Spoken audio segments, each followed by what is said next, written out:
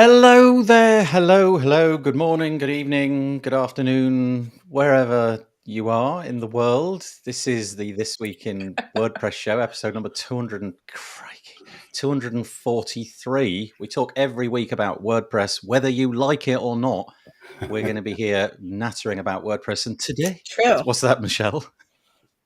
I said that's true. That's it. We're here every week. Today, I'm joined, as you just heard, well, firstly by Michelle. How are you doing, Michelle? You all right? I'm okay. Good. Getting over a cold that I Getting apparently over the caught in my cold. 30 hours of travel back from Bangkok. Yeah, we'll definitely get into all that. The whole WordCamp Asia thing. Yeah. That'd be a lovely conversation to have, Mhm. including the histrionics that everybody seemed to go through in terms of the travel. But I'll do your proper intro if that's all right, Michelle. Michelle Of course. Frechette. Well, she's regular here. She's on very, very frequently. But not only does she do this, she does a whole laundry list of other things. And here they come. She's the Director of Community Engagement for Stellar WP at Liquid Web. I guess that's the main thing, but here comes all the other things. In addition to working at Stellar WP, Michelle is the podcast barista at WPCoffeetalk.com. Go and download it to your podcast player of choice. She's the co-founder of underrepresentedintech.com, creator of WPcareerpages.com, the president of the board for BigOrangeHeart.org, director of community relations and contributor at poststatus.com, author, business coach and frequent organizer and speaker at WordPress events. Michelle lives just outside of Rochester, New York, where she's an avid nature photographer. And should that not be sufficient, you can go and find more about her on her website. It's called meetmichelle.online. Actually, I seem to remember last time you were on, we came up with at least one more thing that we should have added into there, but I've forgotten what it was now. Oh, I've got a couple more podcasts now. Yeah. That's all. Well, as always, an absolute pleasure to have you back, and Thank you. I'm glad that you got back safely. Also joining us, Andrew Palmer. Hi, Andrew. Hello. You're in. Have you painted the backdrop recently? Because it used to be all wooden panelled over there, or is it just? I moved house. I moved house. I'm still in this similar area. I'm in a place called Chesham in Buckinghamshire, and I'm also getting over a cold that I caught on the plane, or just maybe I caught it in at the end of WordCamp Asia. But I'm kind of breathing, which is good. He's still there. He's still with us. Well, Andrew's got a very nice long bio as well, and I'll just read it right out at you. Andrew is the co-founder of Bertha AI. You can find that at bertha.ai, which is an awesome opportunity for WordPress users to write where they work. I mean, he's in touch daily with the WordPress community. He offers coaching, advocacy, and support for product makers, companies, and individuals who are aiming to be the very best. He currently is endorsing GridPane, which is a great company offering fantastic hosting management solutions to agencies to start, manage, and give great hosting services to their clients. He's also the founder of WP Plugins Plus, a company based in London and Kolkata, which I'm going to say is Calcutta. And there they make plugins, act as support for various agencies, and offer guided website design and build services. So again, loads. Occasionally we get guests with like the one line. Nah. Not today. I don't have I should have a biography. I talk too much would be what I should put on mine. I'll write you one. Yeah, thanks. Yeah. Keep it brief. But thank you for joining us, you two. Whoa, the comments have gone pretty berserkers. Very nice. If you would like to share this stream, I'd really appreciate that. The more people that drop in and chat live, the more interesting the show always ends up being, frankly. And with that in mind, the best place to go and do that is to go to wpbuilds.com/live. That's where we've got the video embedded. It's YouTube. So if you go there and you're logged into a Google account, you can make comments. Some people like to hang out in our Facebook group. And if you want to do that, that's fine as well. But you do have a little thing to go through. Facebook won't share your avatar or image or your name, in fact, unless you do this. You've got to go to chat.restream.io/FB. And I think you just click a button saying authorize or something like that. And then we can see who you are. So, yeah, please feel free to go and share this link, wpbuilds.com/live. Let's see if we can get some more people in the chat. But we've got a few new faces as well as some familiar people. We have, first up, we have Web Squadron. Hello, saying hi all. Thanks very much for joining us. Tina Cook. She got the memo, Andrew. She read the email, so it works. It does work. Yeah, there's loads of people on our site currently because of that email, so that's good. Nice. Yeah, that's great. You're checking out the analytics as you go. Good morning, team, says Mark. Mark, we're going to be talking about you later. So, Really? Very quickly, only briefly. There's only so much you can say about It's always Mark. about him. It's always about Mark, isn't it? That's the title of this episode. It's always about Mark. I write it down. It's always about Mark. There we go. Unless something better crops up, that's going to be the title. Hope you all had a good weekend, says Rob Cairns, all the way from Toronto. Aaron Edwards saying, hey, hi all. Three of my favourite people. Oh, that's nice. Andrew Palmer in the house. Various mentions of different people's names, like Hey Andrew and things like that. And then, thank goodness, the universe can carry on as normal because Peter Ingersoll has dropped his weekly weather report of the weather in Connecticut. He does this every week. It's brilliant. It's 9 a.m. in Connecticut, where it's getting close to our expected high of 7 degrees centigrade, 45 degrees Fahrenheit. He's even got the emojis. Thank you, Peter. Absolutely love it. Oh, my goodness. Look, and then there's replies about the weather. Tina saying it's 26 Celsius in South Africa, and it goes on and on and on. I suspect that comment about Mark is probably going to be the backdrop to the entire episode. Now, look, Mark, it's ChatGPT talking about you. AI will be the thrust of so many things, I'm sure, today. We're going to be talking about Bertha a little bit later, but let's just crack on, shall we? Let me share my screen. Okay, this is the WP Builds website. You can see that we are kindly supported by GoDaddy Pro. They keep the lights on over here, so thank you so much to them. If you fancy subscribing, you know what to do. Put your email address in this little button, this little text field, and then click subscribe. We'll send you a couple of emails a week each time we produce new content. Nothing more, nothing less. I've got a couple of promo bits, which I'll chuck in right at the start. The first one is to say that in a week's time, just over a week, 8 days' time, I'm going to be chatting live with Pete Chineri. That is on the 14th of March. We do our regular, kind of monthly, if we can fit it in, UI UX show. And Peach is always on the lookout for some new websites, something that you've built, half built, or on the way to finishing or pushing live. She's a bit of an expert with all this kind of stuff, and she gives free advice on the show. The URL for this is wpbuilds.com/UI. And over there, you can fill out a form and give us some various details like the website URL and so on and so forth. We're also interested in finding deceptive designs, aka dark patterns, things on the website that really annoy you because they're deliberately done to trick you or catch you out, or you agree to buy some insurance that you had no interest in because the button was bigger than the decline text, that kind of thing. So go and fill that out. That's wpbuilds.com/UI. And here he comes. Mark Westcott. There, look at him. Look at him. So some the kind man of needs a new headshot. Oh, he needs fantastic. a new headshot. Yeah, can we make him bigger? There. How's that? Look. Oh. Dominates the show. Mark Westgard and I and Bob Don. It's a full-on trifecta. The three of us are going to be going live the following day after Peacher. It's going to be on Wednesday, the 15th of March, and it's an opportunity really for Mark to demonstrate what WS Form can do. There's no sort of subscribe link. It's going to be at this same URL, wpbuilds.com/live. He's got some prizes lined up. I think he's giving away like cardboard cutouts of people's faces, that kind of thing. You know what they say, though, right? Yeah, there's only one available. Beware the Ides of March. Yeah, that's right. That is the Ides of March. But if you've ever played with a WordPress plugin form plugin, and you haven't really settled on one, WS Form is a solid option. But you may be sort of bamboozled by what's available in there. Well, Mark's the person to answer it. So me, Bob, Mark on the call, taking the questions. We'll see how that goes. And you can try it light, the light version. It's on wp.org. So just search for WS Form and you can try the light one, and then you'll go, oh my God, I need this Pro. Yeah, that's it. So Yeah, it is actually amazing. I just want to make Mark's head big again.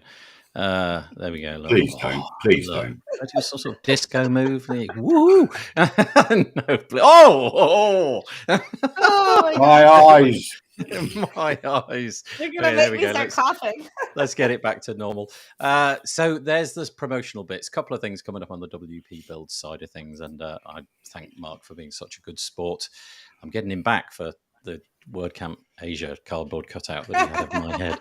So there we go. Right, let's get into some WordPressy stuff, shall we? So Anne McCarthy has released an article over on make.wordpress.org. It's called WordPress 6.2 Accessibility Improvements. Do you know what? There's so much in here, but it is just a list of items, but there's an absolute boatload of accessibility improvements that are coming in 6.2. So if anything has been irritating you in prior versions of WordPress from an accessibility point of view, a lot of work has been done. Obviously, this game never ends. There'll be no point at which WordPress is 100% accessible, because not only will the goalposts move, but it's just not really possible to achieve that. But a lot's been done, and I would urge you to go and look at Anne's piece. It was published on the 2nd of March.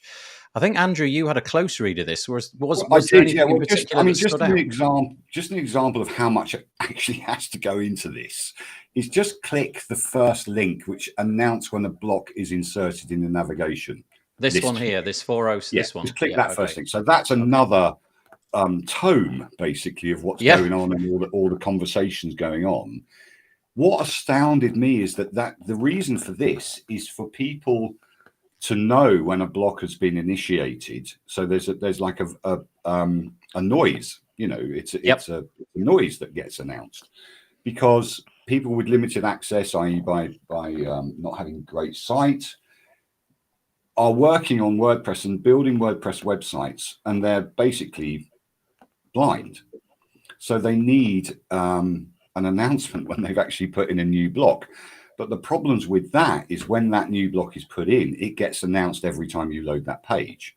So and throughout this discussion, that says how are we going to get over that? And that's the key. When you look at the page by Anne, and then you dive deeper into it, it is a minefield of issues, basically. Yeah. So how anybody, especially this is all volunteers, let's not forget, they're all trying to do their very best on this. And I think accessibility by able-bodied people is pretty much not ignored, but just kind of not really thought about, because I can move my mouse around. I know when I've inserted a box, I can see it.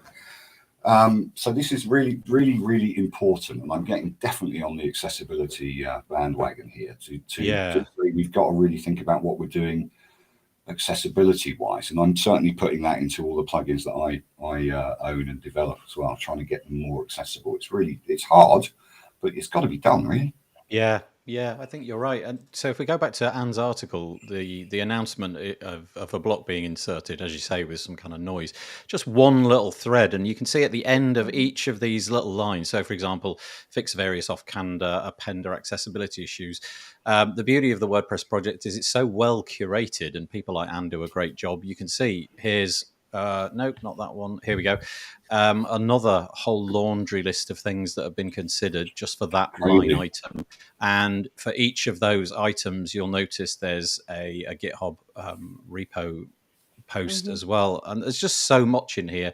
But have a play. Beta 4 for WordPress came out, I think it was probably about 3 or 4 days ago. Maybe it was the 1st of March, something like that.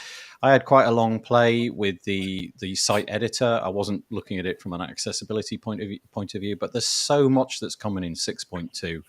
It is well worth having a little advanced look. If you want to download it, you can do that from the WordPress website, but also there's a beta tester plugin that you can install, and if you check the right boxes, it will immediately overwrite your version of WordPress with the beta bleeding edge version, as it's called. So yeah, thank you, Anne, for writing up that piece. That was great. Anne, sorry, Michelle, anything? Sorry. Yeah, so a couple of things. Number one, we worried about accessibility from a site visitor perspective for the longest time, right? Making sure that site visitors had accessibility without looking at the back end of WordPress to make sure that people who are blind or visually impaired were not being able to build websites as easily because the back end wasn't. And WP Campus was one of the primary organizations which really put a thrust forward to do accessibility audit of the back end of WordPress. And so I wanted to just acknowledge that first. And then this list is phenomenal. Of course, it's never going to be quite enough, right? Because there's always more things we could do to make things accessible. And so continuing to move forward on that is something that we need to continue to put that impetus on, just as like we're starting to worry more about multilingual backends of WordPress. The second thing I wanted to point out, though, is at the top, if you look at the collaborators on this article, I wanted to point out Alex Stein. So Alex Stein is somebody whose day job is not even in WordPress anymore. But Alex does a tremendous amount of work within the WordPress community to help do site audits, make sure that sites are accessible, and teach about accessibility. He also, we're going to talk a little bit later about the foundation that has been created, and he is one of the first recipients of the I can't think of a grant or a fellowship through fellowship. Yeah. So all of this kind of all ties together, and just wanting to make sure that we also give props to Alex for all the work that he's doing in the WordPress community. Because that segue was so good, let's just bump that right up to now, shall we? So we were going to move on to this toward the end. This came onto my radar because I did a podcast episode which will be released on Wednesday with Say Reed and Courtney Robertson, both probably familiar names if you're in the WordPress community and you know, look on socials and things. And they were two people who were willing to come on and talk to me about the WP Community Collective. I mean, I can paraphrase it, Michelle, but I feel like you're in a better position to do that probably. Do you want to just say what this is? No, you're not. No. I know as much as you do. You probably know more than I do, having had that. So I'll let you go ahead. Yeah, well, this is a fabulous. Honestly, we had some gremlins, right, doing the audio, which means that I had to listen. Say's internet just kept sort of dropping and coming in and going out. So there was lots of bits in the podcast where we sort of cross-talked and had to re-say things. And so I had to go back and edit it really carefully. So it really... I learned a lot because I just kept hearing it over and over again, if you know what I mean. So this is such a fabulous initiative. And it all comes back to this idea that, okay, what I'm about to say may not sit well with some people, but I'm going to say it anyway. The idea is the people who can afford to contribute to WordPress are the people who can literally afford to contribute to WordPress. In other words, they're either in the position where they're independently wealthy enough that they can take time out of their working week, or they've gotten to a point where they're sponsored by a company who's willing to give them, 5%, 10% a day, in some cases an entire, 5 days a week towards the WordPress project. But that is, I don't want to use the word privilege, but you could understand, looking at it from the outside, looking in, you might be able to make the argument, wow, those people are in a fairly privileged position. And now, don't get me wrong, in most cases, I'm sure that's off the back of a lifetime of incredibly hard work. But what about all those people who just don't have that capacity? They don't have enough money available to them to take time out. They don't have an employer who's willing to do that, but they have the skills, they have the desire, they have the commitment. Wouldn't it be nice if we could figure out a way to get them some money, essentially, and a roster of work for them to do, and get them contributing in? So the WP Collective is going to reach out to businesses, organizations, corporations, and create fellowships with a specific remit. So the first one is, coincidentally, accessibility. And they're going to put a body of work together and say, well, we need $15, $20, $5, whatever, $1,000. Please, can we get you companies over there? Can you contribute to this? And then we can get the people who are going to be good for this work, regardless of whether or not they've been able to afford it in the past. And we will give them that fellowship, and off they go and they can do it.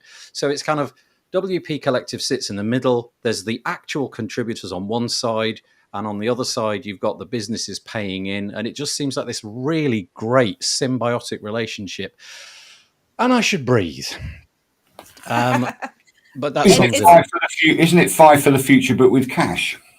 Yeah, I guess in a sense. Yes and no. Yeah, yes and no. The idea here, though, is that let's say, for example, you work at bighostingcompany.com, but you've got no commitment into the WordPress community. You just have loads of cash, but you want to contribute, but you don't know where to contribute or how to do that. You can just give the WP Collective money. They are a 503c or whatever the American term for that is. 501c3. 501c3. Thank you. I have no idea. They're one of those, and so they just act as an intermediary. They'll look after the money and then make sure that it is spent correctly. And then there'll be an obligation of the people who do the work to create things like blog posts, in a sense, to sort of reflect back. This is what we did. Look, your money was well spent. Let's have some more money, kind of thing. So yeah. One of the things too is to remember that it isn't just big corporations that are going to fund this. Hopefully we'll see some big infusions of cash from the big corporations, but it's also individuals. If you pull up Courtney's comment on the screen, you can see that. As soon as I heard this, like I put some money into this because it's definitely worthwhile. I come from a place of privilege. I can afford to put a little bit of money into that. So I did. And I wish that other people would do the same and follow suit. But I also want to kind of commend this too, because there's an intersection between here and what happens with, organizations like Underrepresented in Tech, which is not a 501c3. And we don't ask for money. So we want you to put your money into the WP Community Collective. But they both are actually helping move forward equality and equity in WordPress as well, by making it possible for people who don't have giant corporations giving them paychecks to be able to contribute to WordPress. And so I think it's a wonderful initiative. And I really do hope more individuals will get involved in funding it. And also, of course, those corporate dollars. Andrew, did you have anything you want to add to this? 5013C, does that, if a corporation, an American corporation contributes to that, is that a tax deductible? It is, yes. Right. Okay. So how do UK businesses contribute and get that benefit of tax deductible as well? Or they can't? They can't. It's no like if I was to give to a UK charity, I don't get a tax benefit either. Sure. It's unfortunate, but that's the way it is an incentive. I mean, if someone's giving, say, 50 grand, it's quite a big tax incentive for the US based companies, isn't it, to be able to contribute? Absolutely. Mm-hmm. Sure. Yep. Do you know, I didn't even get into that. I didn't, that's why you're in business, Andrew, and I'm not. I didn't even get into that in the conversation. Doesn't mean I do it very well. It just didn't even occur to me, that side of things. So there's an upside just from a pure taxation point of view. It's a good thing to put money in if you're a US based business, because there's a little bit of a loss in the amount of tax that you'll be required to pay. Yeah, it's fascinating. Courtney's in the comments, actually. This is great. This is perfect. She says Alex will receive the fellowship funding from WPCC when the goal is met. If you go to, I believe the URL is theopencollective.com/WPCC. I don't know if one of you guys can dig that out, but I'm pretty sure that's it. I'll put it in the show notes as well. But the idea is that these fellowships, they demarcate a particular job. So it's an accessibility one, or it might be SEO one, or a performance one, whatever has been decided. Then a funding goal is set for that. Fellowships are applied for by individuals, and they marry the two up. And once the funding is met, it's released to the individual who, in inverted commas, wins the fellowship. The WPCC, Courtney says, is available for individuals and organizations to collect resources sponsored. It'll be focused on the work of official WP teams, events, etc. Yes, I'd forgotten that. So it's official channels. And Andrew, our fiscal host, is Open Collective, and they do work globally. Offhand, I don't know the answer. However, we can dig in. Yeah, I remember it was either Courtney or Say in the podcast said that there is a benefit for them going through the Open Collective. It means that they don't have to do some kind of work in terms of taxation, or I can't remember, but there was a reason that they did it that way. Oh, great. Thank you. So the URL, let me just create a little caption to show it. That'll do it. There we go. Is this. Go to opencollective.com/the WPCC, no underscores or anything like that, opencollective.com/the WPCC. Yeah, that did all tie well together, didn't it? We had Alex and then the accessibility fellowship is only funded at 8% right now. So absolutely get on there, bring your dollars, and help get this moving forward so that we can fund Alex's fellowship. And others, one of the curious things about doing the podcast is I get to speak to a lot of plugin developers, and I feel like a lot of them would really love to do this, but they're in that position where, you know, they're just trying to launch their career. They're just trying to begin. And so money's tight. Putting food on the table is priority number one. But they've got the skills, they've got the initiative, they've got all that they need. They just don't have the finance. So yeah, go and check it out. This is a good little project. Okay. Whew, that was a good one. Andrew, just before we move on, was there anything else you wanted to add to that, or should we slide into No, I think it's great, and it should be supported. And it's a way to get funding to people that deserve it and also are very talented. Yeah, and can contribute in a meaningful way. Yeah, thank you. That's great. Sounds a bit corporate, that, but you know, that's what I mean. No, I think that was about the tenor of it, wasn't it? Okay, let's go on to talk about photographs. Why not? I don't know if you've heard of Openverse. Again, Michelle, I feel that you're in a better position to tell people about Openverse, given your massive interest in photography and all of that kind of stuff. Maybe not. Do you want to tell us what Openverse is, or shall I do that? You go ahead, and I'm going to look in the WordPress photo directory. You're correct. That's in a minute. Essentially, Openverse is a CC0. So it's my understanding is that if you get a photograph off Openverse, you are more or less guaranteed that it's usable by you anywhere. You know, you can amend it. You don't have to give attribution and all that. There may be caveats around that.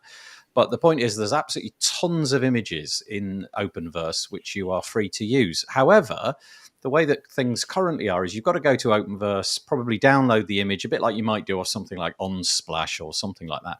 Download the image, upload it to your media library, and then get to work. Wouldn't it be better, given that the Openverse is now under the auspices, I think, of Automatic? It might be some other branch of Automatic, I don't know, but I think it's Automatic. Wouldn't it be a good idea to have all of this built into the editing experience of WordPress, the block editor? And the answer is yes. So that's coming in WordPress 6.2. There'll be an option to go to Openverse. It'll open up a little panel. You can search within the posts and page editing experience. And then when you finally find an image, you just basically click on it and in it goes.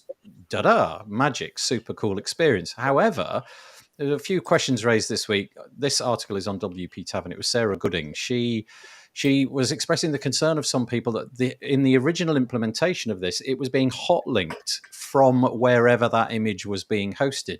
Now, this is not ideal because, well, for all sorts of reasons. Number one, your server's having to, people receiving the website have got to go to a whole different bunch of different things. If you've got 10 images, you've got 10 different places to go to find those images. Maybe there was some tracking of pixels in those images. I don't know, that kind of thing. So the question was, why are we doing this? Why don't we just download it the moment that you use it, stick it in your media library? Then if that image ever goes away elsewhere where it was hot linked to, you've still got it. And lo and behold, the WordPress community being awesome, didn't take too long for that to happen. And now that is the expected behavior that we're going to get in WordPress 6.2. So you'll click a button, image will be downloaded onto your media library. I just think this stuff is so cool. It's going to make life just great. Yeah.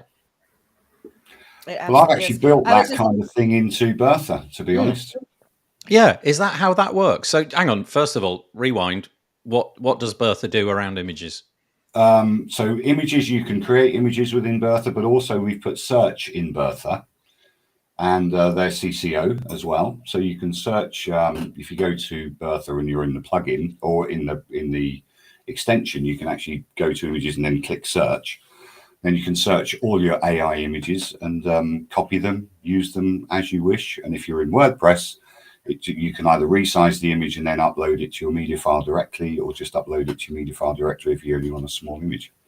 So just to give context to that, it's an AI generated image. So it's using Stable Diffusion or Stable something? Diffusion, yeah, 1.5. Yeah. Okay, so it's using Stable Diffusion. So it creates the image, shows you a thumbnail, you pick, and when you pick it, it downloads it into your media library and it's yours, right? You've got it and you can do what you like with it. Okay. Yeah, but also anyone else can share it. But also on the search facility, you can search for, say, Yoda, and then you bring up all the images of Yoda. And then if you want to use a particular one, you just click add to your media library.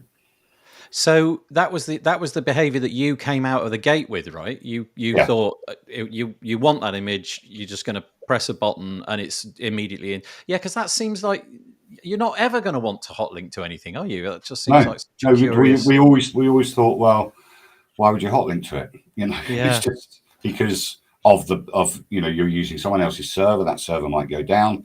Plus, images get deleted after a period of time. There's only a certain amount of time that people can hold millions of images on a server, and they will go through and maybe archive some and say, okay, only 10 people are using this, I'll archive that. But that affects 10 people that are using it. And all of a sudden you just get a placeholder image. But the search facility is actually through Lexica Art, but that's built into Bertha. So you can just search it, download it, use it. It's all CCO. So that means you don't, you've got a free license that anybody can use that image as well, but at least you can search thousands of images that have been pre-generated. If I search for something, is it looking for text in the prompt that I gave it to create the image? So let's say, for example, it's when you create an image on Stable Diffusion, it gives it a name and it gives it a reference or a tag. So if you search, for instance, Gothic restaurant, you'll find, it will come up with images with Gothic restaurant in it and stuff like that. So, or coffee shop or whatever. You might want to talk about, nomad working. So you might want to have images of coffee shops. You don't want to look on any other stock photos or pay for them, let's be honest, And so you just search for a coffee shop and use the one out of the search of the AI images. So it's similar to Openverse. It's all free and you can use them for anything. Nice. Yeah, that's kind of cool. Michelle, you've dropped a comment into our little private chat, which only the three of us can see. What was? Do you want me to raise that on the screen? What was that about? It's up to you. I just, we're talking about Openverse and of course the WordPress photo directory project, which I'm very fond of, is part of that. And so I just I just did a quick in the site, just did a quick copy paste of what the photo directory looks like right now as far as the number of images, etc., which I thought was interesting, right? So 6,393, of which a fairly decent percentage belong to you. 133. I should have taken that part out. What's the rejected ones? I mean, you've got rejected 802. What's the criteria for uploading faces? Oh, it's any number of things. So it could be identifying information. So faces for sure, license plate numbers, things that are an absolute street address of a residential home, for example. If the quality is too poor, it's pixelated. There's blur motion. There's a lot of reflection off of windows. If you're taking it through a window, for example, there's lots of reasons that we might reject a photo. I never reject photos for this, but I want to all the time. If your horizon is crooked, please correct your horizons. Please correct your horizons before you submit a photo. So you're actually one of the people that approves them. So will you eventually accept AI images, or don't you accept AI generated images? What are your thoughts around that? That we are not accepting images, we are accepting photographs. So it is a photograph. So an AI generated image is not a photograph. Gotcha. Okay, so it's very clear. Very clear. Cool. I wonder how long that'll be the case, though. That before it's nigh on impossible to tell a photograph from an AI generated image, which is trying to look like a photograph. We'll have to wait and see. I guess if you're an expert photographer, you'll probably know the difference. I'll test it out next week. See how it goes. Look, the C's upside down. That's definitely fake. I will say that it is human beings that are moderating the photos, and human beings can be tricked by certain things. I would hate for that to actually be the intent of somebody submitting an image, though. So Andrew, don't make me ban you from the photo. Do you know what I always find? If I ever look at a Stable Diffusion created image of a person, it's always the fingers which give it away. There's like 9 fingers, or the fingers just overlap. Hot dog fingers. There was a great article in the Observer or the Independent or the other day. I wish I'd put that in the link, but it was basically saying why, and it's because most photography doesn't show fingers. If you look at the stock photos and everything, it's people operating behind a computer, or they might be shaking hands or something at a distance, but it's because the reference points aren't enough, so that AI basically doesn't know how to create fingers. And they did a clasping hand, and it was something out of a horror movie. Yeah, horrible. Something out of Everything Everywhere All at Once. Just these Exactly, giant bananas. Everything Everywhere All at Once. Watch that film if you haven't watched it. Yeah, but if you look at us right now, there's no fingers. There's just exactly. Here's my fingers, AI. Yes, yeah, but only for a brief moment. It's not enough time for the AI. Can I ask you a question, just to stay on the AI thing, just for a minute, because we've often strayed into this subject. I know it's not specifically WordPress, but I'm curious. How's the debate going in terms of recognition for let's stay with photos, right? How's that debate moving forward? Because I know there's a lot of artists who take pictures or have drawn things or painted things. There's an ongoing court case, but I think Stability AI have just got some more money as well, and let's not forget that Stability AI are also open source. So if you're using another service to produce Stability AI photographs like Replicate or Hugging Face or something like that are using the open source from Stability AI, then you're paying them, and they've got their own terms and conditions of what you do with the images as well.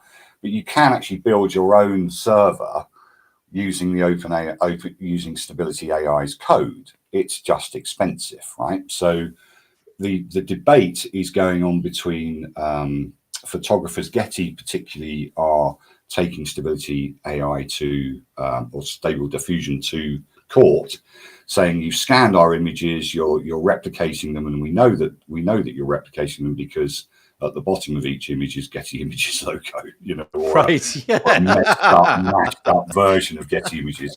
What AI people are saying is that we're not copying your images per se. We've just seen those as an example, and that's how our machine learning has worked. It's taking your images along with millions of other images and then collating all that information together to produce another image. And because obviously we scanned your website, and we scanned Adobe stock.adobe.com and all Unsplash and everything, there are going to be some anomalies with your logos appearing. But I don't know. It's an ongoing court case, and it will. These companies got hundreds of millions of dollars of investment, and we know that the court cases in the US take years to fix. But if anyone's going to want to win it, it's going to be Getty. And Getty are saying they don't want to win it per se. They want to just have an acknowledgement that licensing fees are due, which is what they are, because they're known as the ambulance chasers of photographic libraries, right? So you've all heard of the 200 by 200 pixel picture, and it's cost someone 20 grand, after they've left it on there for 3 years, and then all of a sudden one of a lawyer from Getty goes, you owe us 12 grand. You go, It's a really interesting debate, because obviously, something which is similar but not the same is songwriting. So, the Beatles can go after anybody now because there's like 4 notes in a row which give you the impression that it sounds a bit like Yesterday or something like that. And so it's a tiny bit of a song, but and they win those things, don't they? So they're starting to lose them more and more. Right. Judges are becoming, there's like 12 notes, right, or 12 chords, or 6, however many chords there are. Mozart said it, doesn't he? What do you want me to do with 12 chords? Of course. And with writing, if you write an article on artificial intelligence, and I write an article, and Michelle writes an article on artificial intelligence, there's going to be similarities, one would hope, right? There's just going to be similarities, even if we didn't, I will use artificial intelligence to write it, but, if you don't, there's still going to be similarities to what we're doing. You've read books. There's films that come out at the same time that are about the same subject, so how do you get there? You've got Star Trek, you've got Star Wars, which one copied which, all this kind of stuff. It's just plagiarism is part of our life, and we're just going to have to live with it. And it's not. Yeah, we've taking people to court every day is just not going to help the situation. No, I do know what you mean. We've strayed into this AI thing on so many occasions. I personally find it to be a really interesting subject, and I'm sort of slightly conflicted about what I think about it. Not because I think there's anything weird about it. I'm just concerned at the pace of it and whether or not we've got enough guardrails for unexpected things that might happen in the future. It's not going actually as fast as it can. Oh, well, that's I'm pleased about that. That's good news. It's just the hype. But it's also the incentives to me. It's whether or not the incentives for it are in line with what humanity needs. Forget it. Let's not get into that. It's more that the uptake on it, right? So more and more people are using it. That's what's going at breakneck speed right now. It's actually, yes, it's moving quickly, perhaps not as quickly as it could, which is probably a good thing as well. I don't drive I've never driven my car as fast as it can go, which is also a good thing. But but that doesn't stop people from driving cars, right? So so I think more and more people are experimenting with it, using it. I'm going to use it to write Nathan's bio, so we'll see how that goes out. Good luck with that. I just need to do a caveat there. I drove my car as fast as it could go on an autobahn. Oh, so get that in quickly. Completely legal. And I blew it up. Oh no! This whole thing started not about AI. We were talking about Openverse and about the implementation in WordPress 6.2, which is a great integration, by the way. Let's not forget really nice. Great. We've never had it in the CMS so that you could just chuck an image in. Without the need to go anywhere else, and now you totally will be able to do that. Didn't Unsplash do that as a plugin? Say again. Didn't Unsplash do it as a plugin? Yes, sorry, I don't mean that plugins couldn't have enabled it, but this will just be core WordPress. You'll just download it from WordPress.org and it'll have that capability built in. So for a lot of people, blogging more easier, which then discounts the. There's an article that we're going to talk about not blogging. Do you know what? We're doing like so many good segues today. Let me try and find that one quickly because it fits perfectly, doesn't it? WP Marmite, yeah. Yeah, this is an article on the WP Marmite website, and it really, I have no idea why this hit home so much, but it really did to me. The question posed by them is, what if WordPress moved on from blogging? And just hold on a minute, right? Let me explain. What they're trying to say is basically when you build websites, let's say that's for clients or for yourself, how many times out of 100 websites is the blog functionality used? Now, for me, obviously with the podcast and all, that's 100% of it. It's all blog posts basically. But if I'm building a client website, let's say, I don't know, local plumbing company or something like that, you can sell them up on the idea of a blog and they'll probably go, yeah, we'll commit to that. We'll do a blog post each week. You come back 6 months later, how many articles have they written? None, not one. And so WP Marmite is saying, wouldn't it be interesting if we added the functionality for blogs as a canonical plugin, as a plugin? So without that plugin, posts have gone, categories for posts and all of that have gone, and they show what the interface would potentially look like. Let me just find it. Was that it there? Yeah, there you go. You basically have a dashboard which says pages, media, appearance, plugins, users, and you could obviously put the blog back in, install the plugin. Everything that you've now got comes back. But most people don't need it. And I just thought to myself, do you know what? In many cases, I think that's true. Do I want to fiddle with WordPress that much? Probably not. But in some subset of cases, would this be a good idea? Yes. And of course, there is a plugin that you can download to get rid of the blog. So it is actually possible, but you've got to add a plugin as opposed to putting a plugin to put the blog back. Can I give my 2 cents as I'd love to hear it, a non-WordPress developer as well? Yeah. So I don't kill me here. I develop Shopify sites, Wix, Squarespace, and everybody goes, can I have a blog, please? There you go. Just like WordPress. So I think it's kind of. I don't. I've never had a customer say, I don't want a blog. Never. No. Ever. Interesting. So it's just like a what they do say is that can we not have comments? So I always add no comment plugin, because running a blog, if you're going to run a blog as an affiliate, that you need a blog platform, because that's WordPress. That's what WordPress is good for. It's great for SEO and all that kind of stuff. And Google likes posts rather than pages. It's just weird.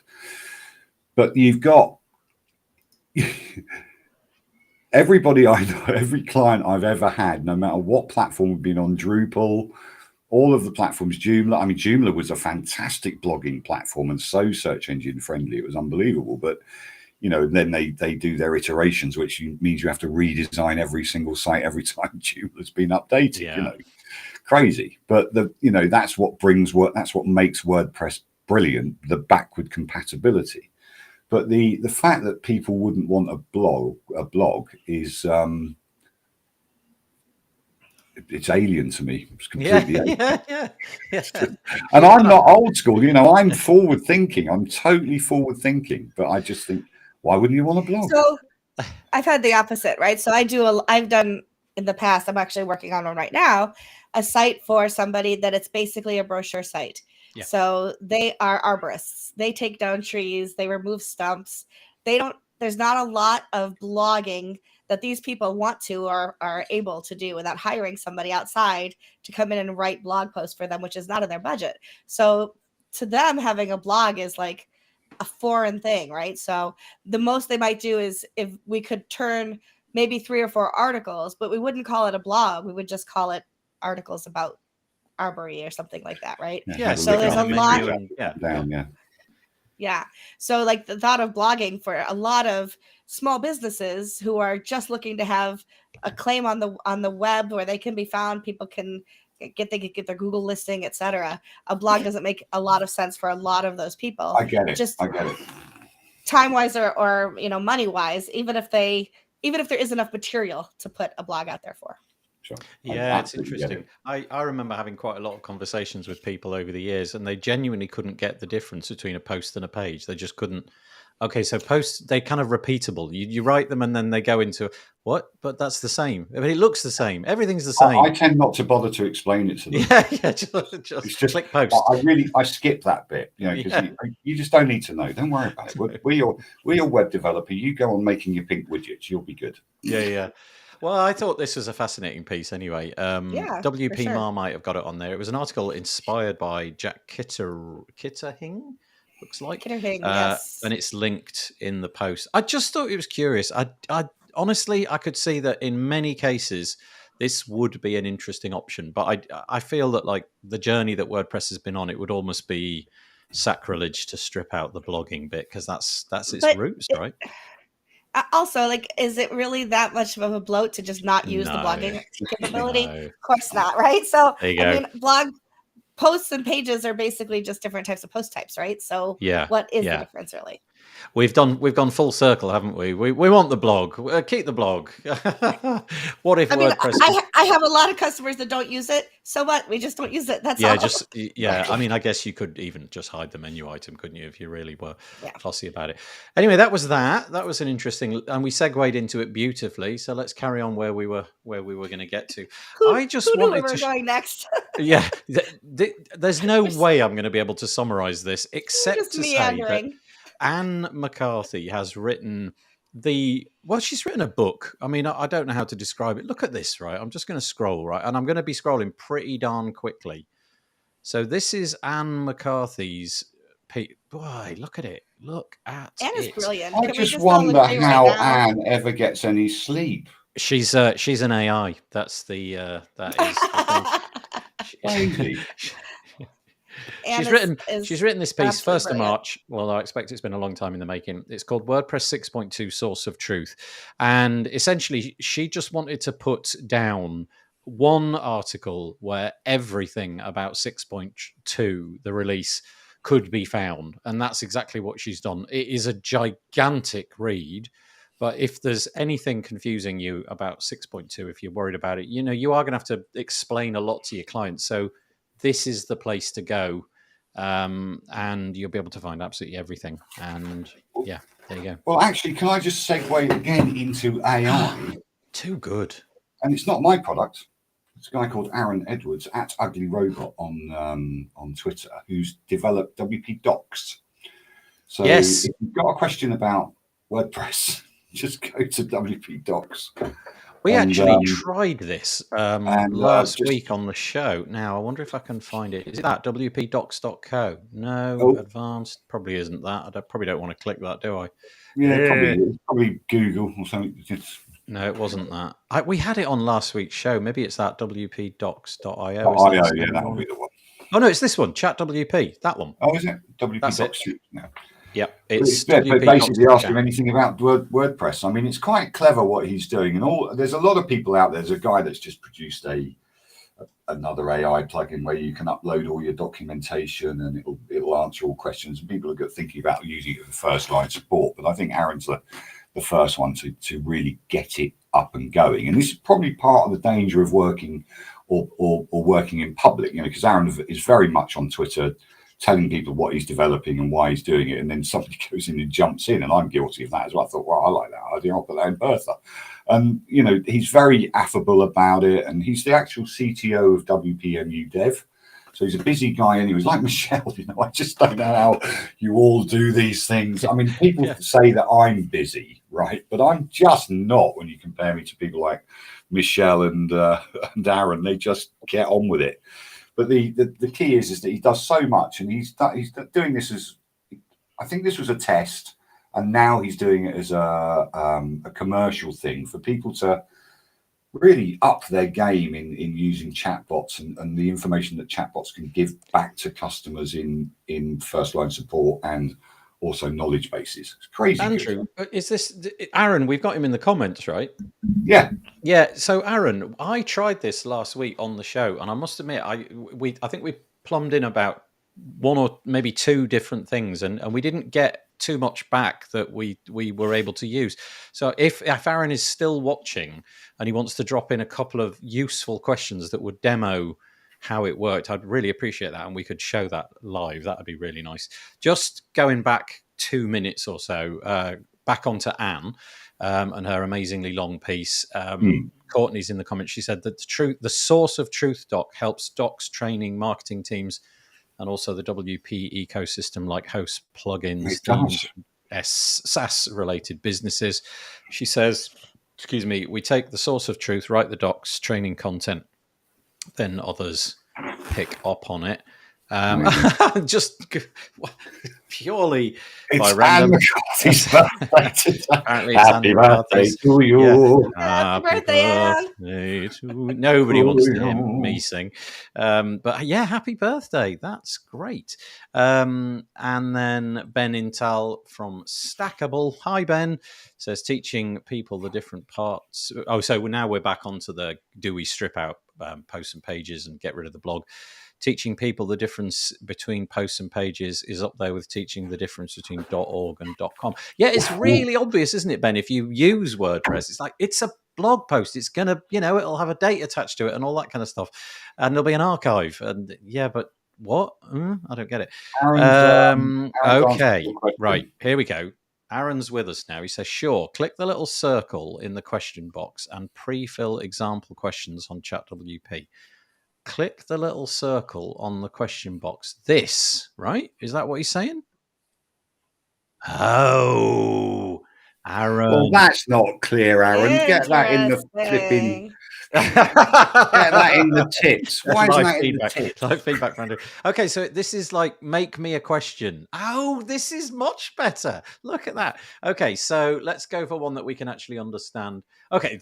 We all know the answer to this one. Let's see what happens. It says, so that for those of you that are listening to this, we're in chat. I'm telling you, if this doesn't bring up Mike Little, there'll be a riot. If Mike Little doesn't come up on this, it doesn't say co-founder, does it? It says who is the founder. Yes, let's click and see what we get. And so we've clicked the question: who is the founder, singular, of WordPress. The AI appears to be doing a little bit of thinking. So rather than the cursor typing out the words, this has probably cost Aaron about. Yeah, see, that is so wrong, so wrong. Yeah. Mike Little is the co-founder of WordPress. I am so annoyed that this doesn't happen all the time. He's also in an underrepresented group. He's also one of the nicest guys in the world, and he lives in the United Kingdom. He lives and I will in Manchester, forever right? bang this drum that he is being history is being rewritten. It drives me crazy. Okay, that was literally the worst question that we could have. It just drives me crazy, I tell you. I'm going to ask another one. So I've clicked the little recycle icon. So it's now. So ask who the co-founder of WordPress is, because I'm sure that Aaron will be on that. Let's see if he's got a response to that. So now we're asking the AI list the default blocks in WordPress. So I'm sure that we've got a fair idea of what all of these are. Aaron says we should ask it who the co-founder is. Oh, okay. Let's do that after this one. I'll copy and paste that. We'll ask it that exact question. It should say there are. It should say there are. There isn't one founder. There is a co-founder. Yeah. It's very important to acknowledge co-founders. You know, Vito Peleg is co-founder of Bertha.ai. I'll never. Whenever anybody says, "Oh, it's a great idea, Andy," I say, "Yeah, well, you know, it's Vito's idea as well. Get in there, you know." It's important. We have the answer to that question. That looks right to me. I'm sure there's some other ones, but anyway, there we go. Right, okay, let's ask it that question. Who were now is co-founder, is that hyphenated or is it just one word? It should work it out. Okay, let's hyphenate it. Who were the co-founders of WordPress? Who are? They're still alive, hopefully. Who are? Okay, let's go. Let's ask it. Let's see what we get. Who are? That's true. Yeah, it doesn't really matter, does it? Let's see if we get the right answer. So it's spinning. The co-founders, yes. Oh, there you go. There you go. So redemption.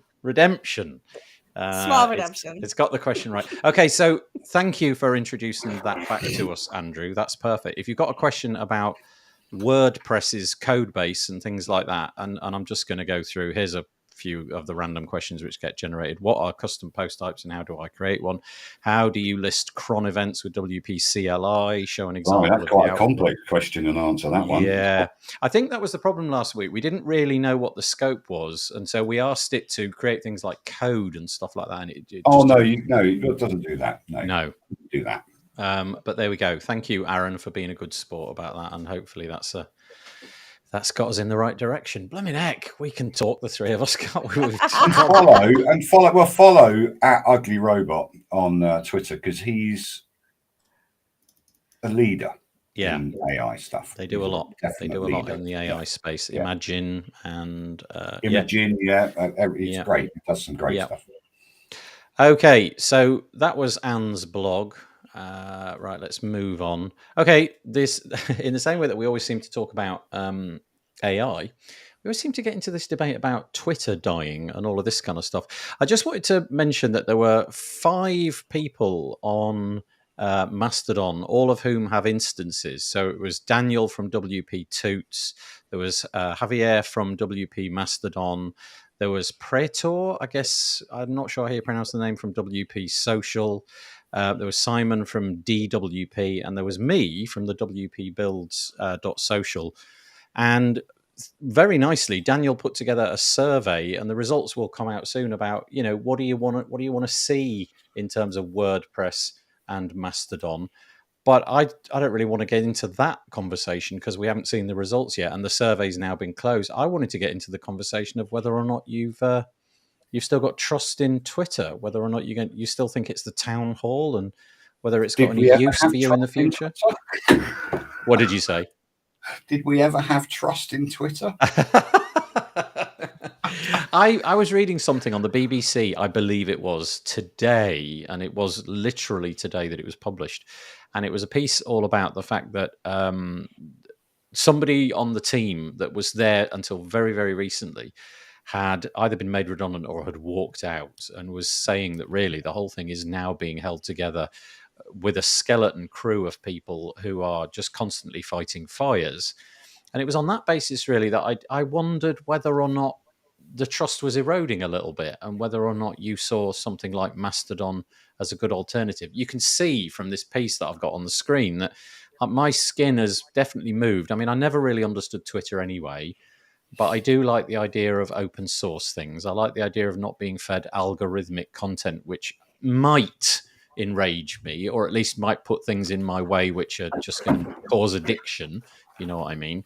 And Mastodon doesn't do any of those things. It felt to me like 3 months ago that the direction of travel was all in the direction of Mastodon, but I'm not sure if that steady stream of people flowing out of Twitter has kept up, or whether everybody's just sort of forgotten to leave Twitter and is hanging out there. Michelle, I know you've got a big following over there and you really enjoy using it, don't you?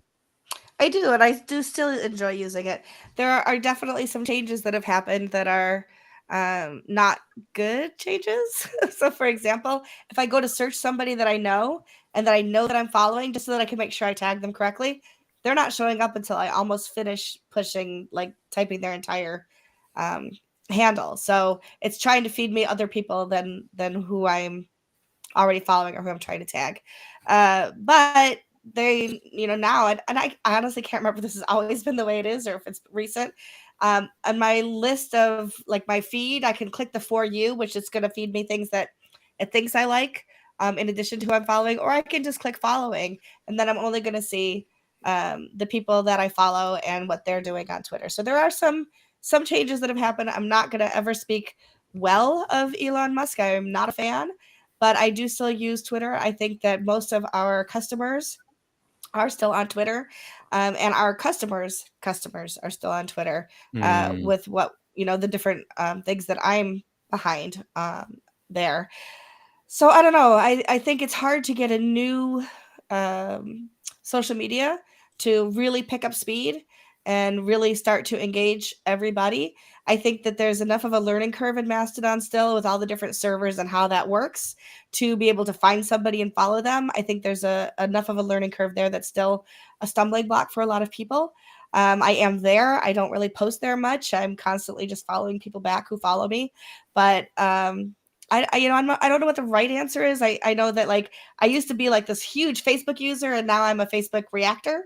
I only use Instagram to post my own personal pictures so that I have a little album, and no, that's not the only place I put my photos. So if somebody says, well, if it goes away, you lose all your photos, I still save them in other places as well. But it's a nice place to have a public album of the work that I'm doing, those kinds of things. But for me, Twitter is still relevant, and whether it goes away and completely, crashes and all the scaffolding falls away, that's something that will remain to be seen. But at this point in time, it's still something that I'm spending time with. Yeah. Andrew, anything on that? Yeah, I've never signed up to Mastodon. I've signed up to Tumblr again. I had an old Tumblr account, and then it was getting a bit nasty in there, so I thought, no, I'm not going to go there anymore. But Matt seems to have cleaned it up, and it's also using Gutenberg, so that's interesting. When you're posting, I saw that. So yeah, that's a kind of thing. So I think if any WordPress people are going to go anywhere, they should really, and I'm not dissing Mastodon because I don't use it, but really they should go to Tumblr, because if they're going to keep the faith, with our great leader, then go to Tumblr. But it's just, so I reinstated my Tumblr account that I had a long time ago, and I have been followed by, in the last 3 weeks, probably 20 sex bots on Tumblr. Every single one of them is some half-dressed woman, like total bot account. So I'm not 100% behind Tumblr at this point either. I think that if you put, yes, if I put more into it, I will get more out of it. And I do get followed by those same kind of bots in all of my different social accounts on Twitter that I follow, that I, even company accounts that I'm behind. So the bots are going to be there no matter where you are. But I'm not investing a lot of time in Tumblr yet. And I know that if I did, I'd probably get more out of it. But it remains to be seen whether or not that's really a viable place to be marketing. This is I'm not trying to promote this, and obviously there's no skin in the game for me promoting it, because it's a free service. But this is the wpbuilds.social install, and you can see it kind of like has broad similarities to Twitter. It's got a real similar kind of look and feel to it.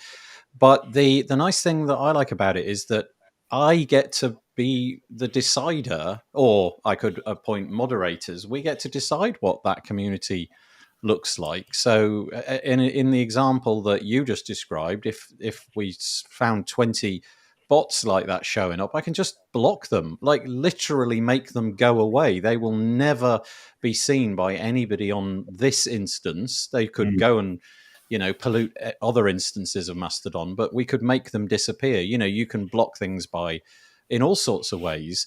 And I like that. I like the idea that there's that granular control. But the big thing for me is that there's no algorithm putting that feed together. So, this local feed, this is just the people who are on my instance. So we've got Brian, we've got Bob, we've got Anne, we've got Carrie Dills and a bunch of other people. You can see it. Oh, there's Robert Rowley from Patchstack. You can see it's got a WordPress kind of vibe going on. These are people talking about WordPress. And so if you go there, you're not limited. You can go and follow anybody anywhere else. But if you click on the local timeline option, you are going to get this WordPressy stream, and it's really nice. And there's no, it comes in chronologically. Doesn't it depend on what you're using social media for? So if I'm using social media for all of the different Stellar WP accounts, for example, I'm using it as a marketing device and an engagement device that way. That's a good point. Mastodon is not going to help me there, or it's going to help me minuscule by the followers that I have over on Twitter and other places. So it really depends on what I'm looking for. And if I'm looking for that engagement around WordPress, I'm probably engaging within different Slack channels, quite honestly, as opposed to just kind of shouting out into the void to see who wants to interact with me, unless I'm doing that just for fun on Twitter, which is also something that I do. Yeah, I like it. But, I'm not here to sell it to anybody. It's working out for me. I like the look and the feel of it. But I'm on your server. Don't kick me off. Oh, no. You're welcome. Everybody's welcome. Well, until it becomes financially unsustainable for me to. Don't you have to pay for the server? I've got to pay, so I just swallow that cost at the minute. It's just, it's not a lot, so I don't really worry about it. But I believe I put a donate button somewhere, not even a button, but a couple of people have found it and been very generous. So I appreciate that, but that's not what this is about. Anyway, so there was that survey, and probably in the weeks and days to come, we'll follow up and we'll see what the Mastodon community wants it to look like in terms of WordPress. Right, okay, we've got a limited time left available, but this is probably one of the most important bits. I didn't go. You both went to WordCamp Asia. This is a piece by Bob WP. Oh, look at that. And he's basically giving a full appraisal of what he thought the event was like. It boils down to great. He really had a good time. But I haven't spoken to anybody on the show, I don't believe, about what their experiences were. So I'm just going to hand it over to you. Whatever you want to say, whatever the context, tell us about WordCamp Asia. Let's go with, should we go Michelle first? I also did a write-up that was fairly extensive. I don't know why that's not on the show. No, that's okay. But my write-up was on Post Status, and it started with, I know you're all wondering, and yes, I showered. Because one of the things that was super important to me, and I just was so, I shouldn't have to be grateful that people take into account accessibility, but I am grateful when people actually take into account accessibility. From what I saw of the almost 2,000 attendees, I was the only person using a mobility device. But I'm sure there were others who maybe had difficulty walking, or or whatever, or maybe I just didn't see it because there were a lot of people there. Oh, there were plenty. There were plenty. Yeah. There was accessibility taken into consideration at almost every turn. The city itself was very accessible. There were very few things that I did not have the ability to access with my scooter and with my different limitations. I found a way into almost every single place I needed to be, with the exception of a couple of parties that were given by different companies who booked on the 32nd floor and the elevator only went up to 31. And I'm not faulting them. I just was not able to attend. And so I didn't. I went and did something else. But the whole of the event, I know there was one kosher meal that wasn't met, but I think the rest of them were. And so they really took into account some of the things that whether they read my article and took it from there, or whether they had it in place already, I don't know. But they did absolutely take into account the accessibility needs of people, not just myself, as far as food and physical disability accommodations. So I was super happy about that. Nice. And then just the event itself was so well run. The signage was everywhere. The signage was easy to find things. The way that the food was distributed was super easy to access. Just everything in general, and the people. Holy cow! But the people in Thailand and the people at WordCamp Asia were it was phenomenal. And to be able to see in person, hug, wave, shake hands, whatever people were comfortable with, people I have been friends with, and not just acquaintances, but actual friends with online for 5 or more years, to be actually sitting in the same space and have a face-to-face conversation was just overwhelmingly amazing. Nice. So, yeah. Nice. Oh, that warms the heart. Andrew. It was awesome. Ditto. Yeah. No, I mean, it's difficult, isn't it? It's like coming on stage after a great comedian. I can't follow that. But basically, I sat with Michelle for a couple of minutes, and she was with one of the organisers, and being very vocal about congratulating the audience, the organiser on it as well. I think what we miss when we say such a great event, and because I'm I'm just commercially minded. We've got to give a shout out to Yoast, who were phenomenal with their parties, were phenomenal with their stand. Elementa, again, they had a couple of live events there as well. They were very vocal. Freemius, the parties that I went to were Freemius, Elementa, and Yoast were basically at every single party and put their hand in their pocket every time. So shout out to Tees, the current CEO. But GoDaddy as well, massive stand as well, giving nice little giveaways, but bringing the party atmosphere into it and shouting out people and all that kind of stuff. And the smaller sponsors, like, dare I say it, WS No, not again. Dare I say it, Atarim. I was on Team Atarim as well. We went to Phuket for a team building thing for the week before, and then we descended on with half a dozen people standing on the Atarim stand as well. I met Get Genie, which was great because they're a competitor, and I went, hi. They went, hello. They gave me a T-shirt, which was great. So it showed that the co-opetition of Aaron I'm in competition with, but the co-opetition and the community of WordPress is just unbelievable. And that's the thing with WordCamps. You get together. I had a lovely sit-down coffee. I'm very, very honoured and lucky to have a sit-down coffee with people. With Michelle, I wanted to have a longer chat with Ali Nimmons. I met her in the hallway and said we must get together, but she was busier than whatever. Couldn't get it. I think I spotted. I was talking to people, and there was a load of people wearing masks, and I thought, I know you, but I literally haven't got time. As you go to meetings as well, we were. Visa and I were inundated with people going, hi, how are you? And all this kind of stuff. And the developers said, God, a lot of people. And we said, well, actually, we're very lucky they kind of know us. So, and the same with Michelle. I mean, I think Michelle drives around in her little bike just so that she can run over people, because she gets people that just they descend upon her and go,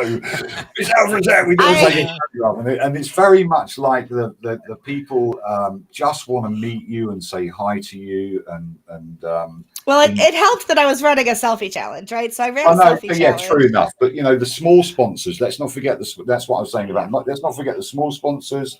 Let's not forget that Sujay Powell was there. He's just been announced as an investor in joining Automatic as an investor as well. I had a lovely hour's chat with him over a coffee.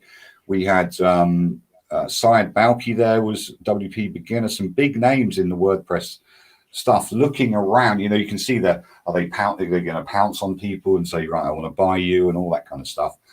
And let's not forget the amount of actual business that gets done at WordCamp. There's 100% we're going to hear some mergers or purchases. I think WP Beginner just did an announcement. They just bought somebody. They did last week. I've forgotten now. So they did WP 101. So that was done either at a WordPress meetup or they met up. I know that Chris Lemmer and Sean Heskis and Syed a good friend. So that's probably been going on for a long time. But there is a lot of business done at WordCamps, and that's a good thing. And there's a lot of community building. Who was it? The WP devs were there.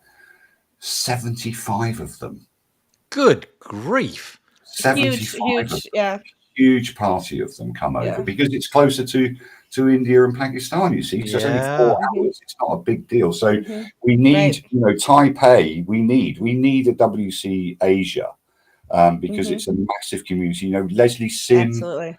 Fantastic. We all sat down. It was had so dinner good to meet her. Miriam Schwab, all of the names that you can think of that were there, and very accessible as well. Lovely chats with these people.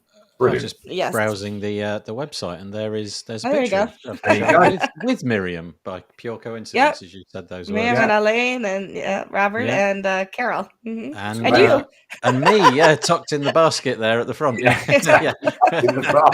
talked about that last week.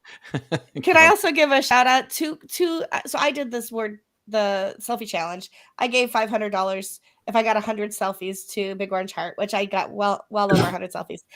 Vikas from InstaWP said, I want to match half of that. And he donated $250 from InstaWP. And then when I posted it on Twitter, Carl Hancock also gave $500 as a result of that. So I just wanted to shout out to those gentlemen for also meeting that challenge and helping fund Big Orange Heart.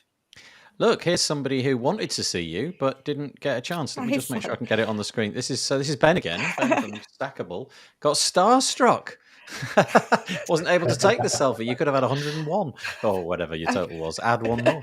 But Michelle, thank you for guiding me and my wife to where the venue was. Oh, that's nice. So there were a lot of couples there. Follow us. Married couples coming there and everything. So it was like, and families, and that's whole families. It was amazing. They provided everything. The whole venue was in this shopping mall, which was amazing as well. But the only thing we suffered from was a bit of lift anxiety. A queue for the elevator. So O'Neill has made a comment here. O'Neill was one of the organizers, specifically around speakers, and holy cow, was that run well. So the whole getting speakers where they needed to be and lined up and all of that was done incredibly well. So thank you, O'Neill, and your team. This is not meant to come out the way it comes out, right? And I'll go to O'Neill's second comment in a moment. But do you think this has raised the bar in some important way?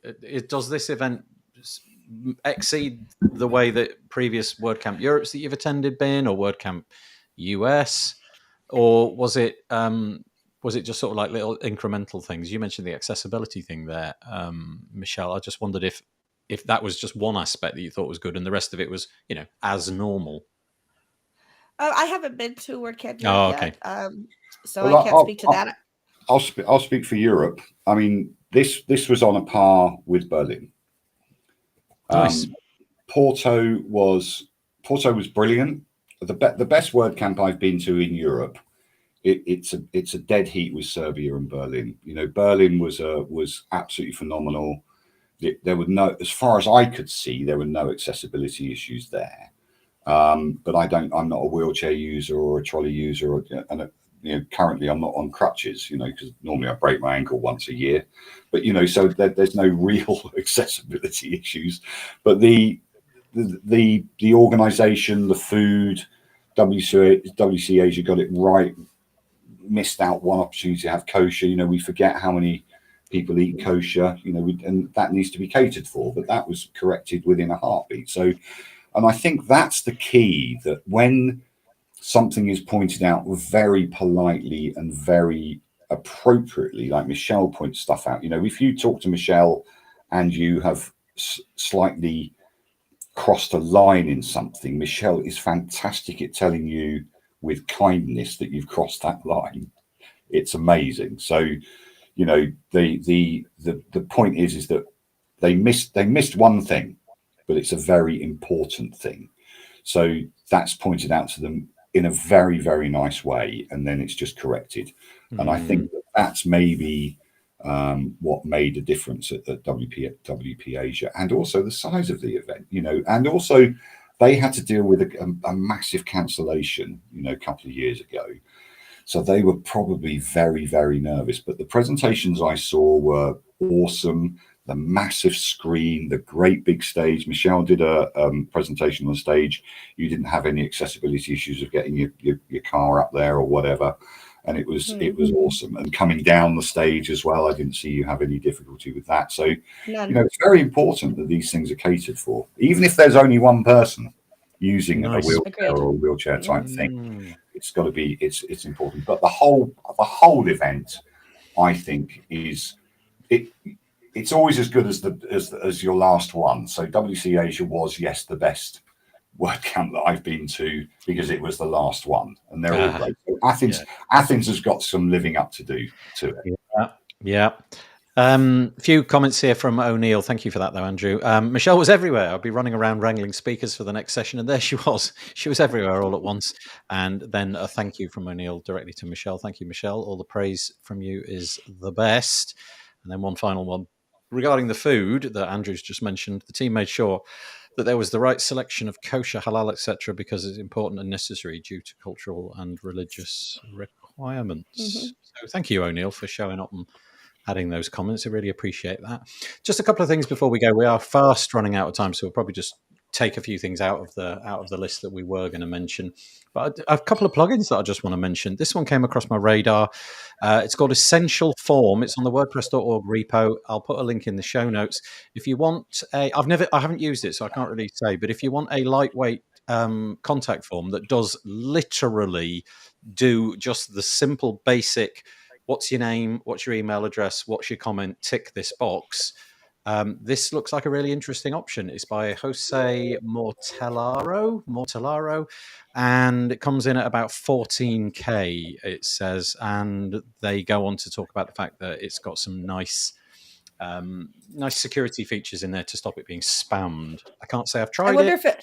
Interesting though. I wonder if it saves things in the database so that you can go back and see. So I've used plugins before that only sent an email, and if you miss that email, it ends up in your spam or something misfires. You never get that contact. So that's my only concern with light forms. My guess is that it wouldn't do that. But if Jose actually gets wind of this, it'd be interesting to know. You can leave a comment at the bottom of the post that'll come out tomorrow. And of course, GDPR being what it is, most of us in Europe have to switch those kind of features off anyway. We expunge them either regularly or as soon as they've been sent. So anyway, really cool.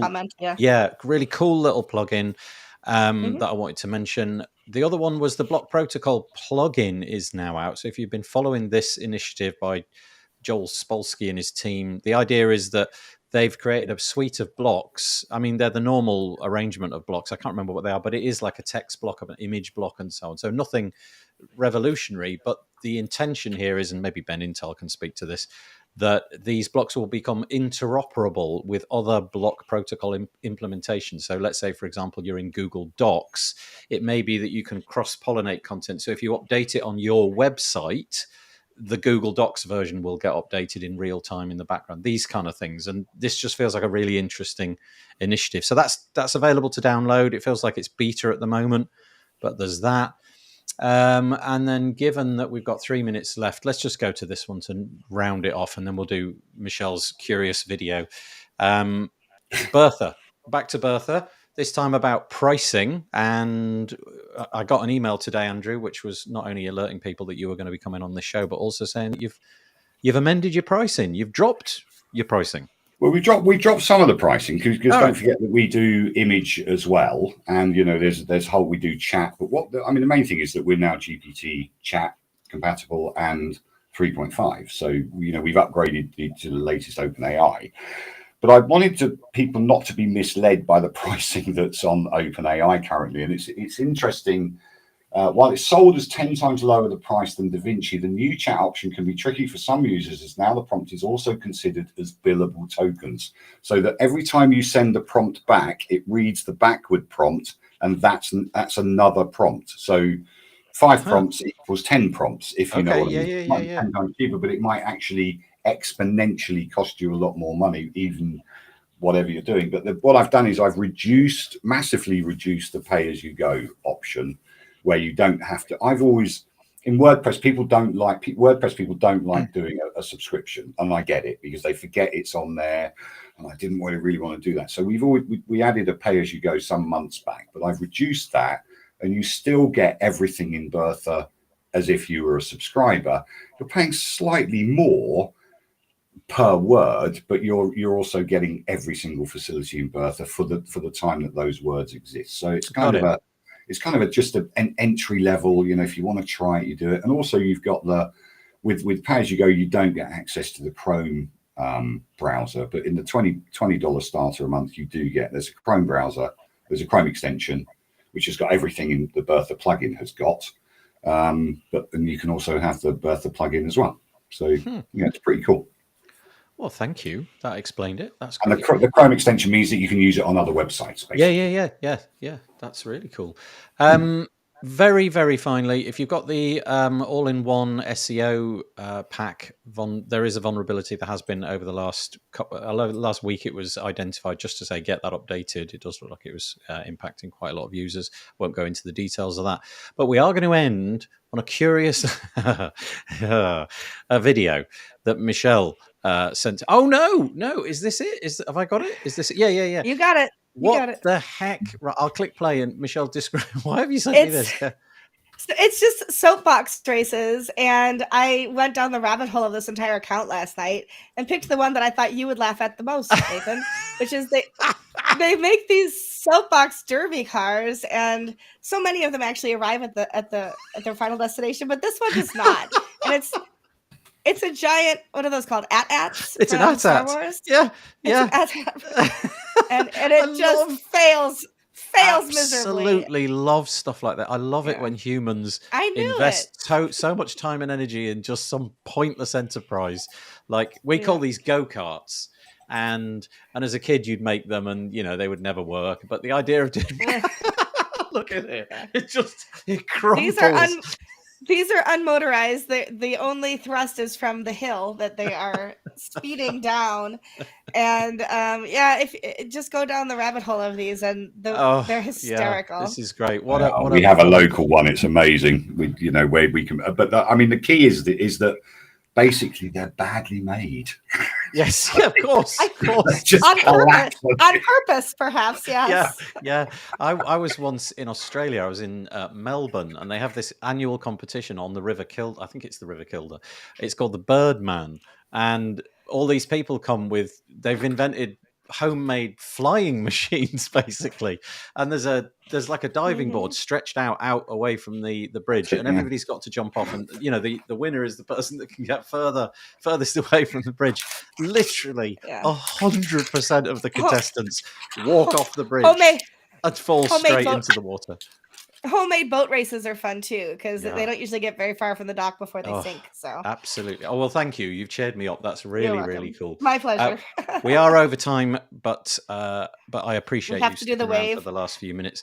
I'll do the wave in a moment. Just to say, firstly, thank you to Michelle, thank you to Andrew, and we were due to have Hazel Quimpo on, but she sadly has lost her voice. So I hope that she gets better.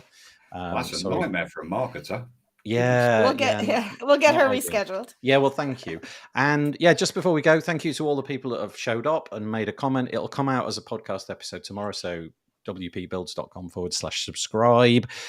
Let's do it. We've got to do the wave. Andrew, there we go. Everybody's hands now. OpenAI Stable Diffusion. Now it knows how to create hands. We're all good.